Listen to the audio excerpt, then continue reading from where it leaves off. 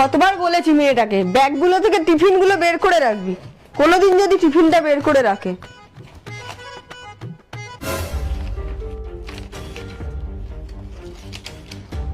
আমার কাছে তুমি হলে একমাত্র গোলাপ, সেদিন দুপুরে হয়েছিল তোমার সাথে আলাপ।